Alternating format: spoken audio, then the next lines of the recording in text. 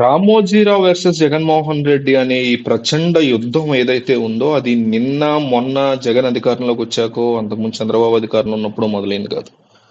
YS Rajasekhar Reddy అధికారంలో ఉన్నప్పుడు ఎప్పుడైతే మార్గదర్శి మీద ఉండవల్లి అరుణ్ కుమార్ చాలా స్ట్రాంగ్ గా తన యొక్క లీగల్ పోరాటాన్ని మొదలు పెట్టారో అప్పటి నుంచి స్టార్ట్ అయినటువంటి పోరాటం ఇది. సో ఈనాడు యొక్క ధాటిని తట్టుకోలేక ఈనాడు చంద్రబాబు నాయుడుకి అమ్ముడుపోయో ఆయన సపోర్ట్ కావాలనుకున్నో ఎన్నో సంవత్సరాల నుంచి చంద్రబాబును సపోర్ట్ చేస్తూ ఉన్న చందంగా తనకి కూడా ఒక పత్రికా టీవీ ఛానల్ ఉండాలనే ఉద్దేశంతో వైఎస్ రాజశేఖర రెడ్డి సాక్షిని స్థాపించారు. ఈ విషయం అందరికీ తెలుసు. అంటే ఇండియాలో రాజకీయ నాయకుల కంటే కూడా ఈ దేశాన్ని వెనక్కి లాగడం కూడా ఇట్లా కాదు, మొత్తం పిచ్చ ఫాస్ట్ గా, అంటే రివర్స్ లో దూసుకెళ్ళిపోయేలాగా, మన భారతదేశం రివర్స్ లో దూసుకెళ్ళిపోయేలాగా చేయటంలో ప్రధాన పాత్ర, ముఖ్య భూమిక పోషించేది అతిపెద్ద దరిద్రమైన ఈ భారతదేశ మీడియా. ఈ మాట నేను ఎన్నోసార్లు చెప్పా, ఇప్పుడు చెప్తున్నా. నేను చచ్చిపోయే వరకు నా కంఠంలో ఊపిరి ఉన్నంత వరకు చెప్పే మాట ఇది. ఈ దేశానికి పట్టిన అతిపెద్ద దౌర్భాగ్యం, దరిద్రం, రాజకీయ నాయకుల కంటే పెద్ద దరిద్రం మీడియా మాత్రమే. అమ్ముడుపోయిన మీడియా. ఎందుకంటే ఈ దేశంలో 99.9% మీడియా అమ్ముడుపోయింది. మిగిలిన 0.001% మీడియా కూడా అది ఎక్కడుందో కూడా ఎవరికి తెలియదు. వాళ్ళు మాట్లాడే మాటలు, వాళ్ళు రాసే రాతలు ఎవరికి కనిపించవు. ఎందుకంటే 99 మందిని మీరు ఎదుర్కొండా నించోబెట్టి ఒక్కడిని మంచోడు నిలబెడతాడు, ఎట్లా కనిపిస్తాడు అసలు కళ్ళకి ముందాడు మంచోడు కాదు జడ్జి చేయడానికి కూడా. సో అట్లాంటి పరిస్థితికి మీడియాని తీసుకొచ్చారు ఈ రాజకీయ నాయకులు.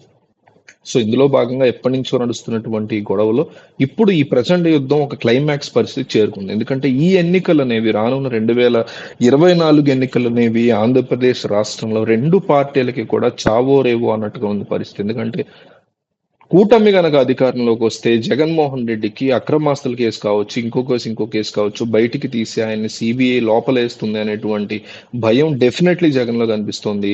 ఈ ఎన్నికల్లో గనక ఓడిపోతే జగన్ కంపల్సరీ మనల్ని క్లోజ్ చేసేస్తాడు అనేటువంటి, పార్టీని క్లోజ్ చేసేస్తాడు అనేటువంటి భయం చంద్రబాబులో స్పష్టంగా కనిపిస్తుంది. వీళ్ళిద్దరిలో ఉన్నటువంటి బిగ్గెస్ట్ భయం ఇదే. సో ఈ ఎన్నికలు వీళ్ళకి జీవన్ మరణ సమస్య.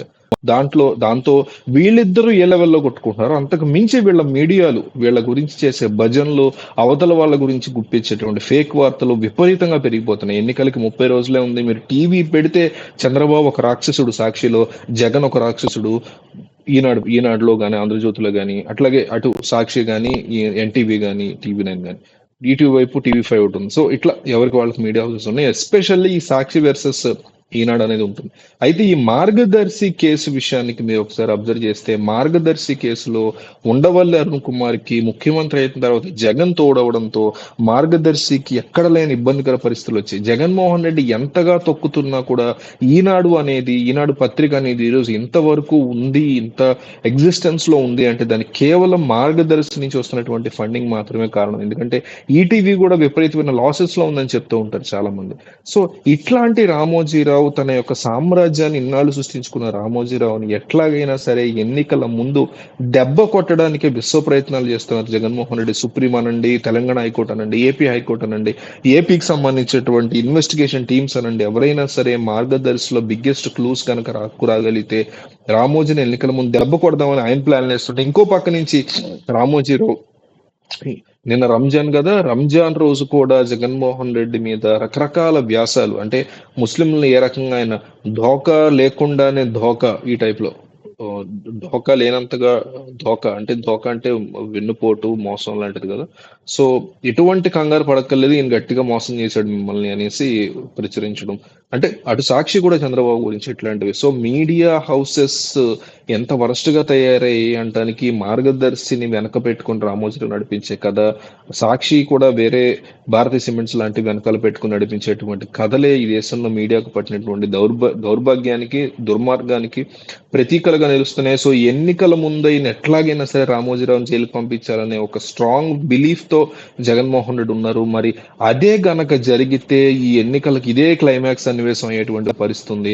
సో రామోజీని అరెస్ట్ చేసేటువంటి సాహసాన్ని లేదా తెగువని జగన్ చూపించగలరా, లేదా ఎలక్షన్ అయ్యే వరకు ఆగుతారా అనేది చూడాలి.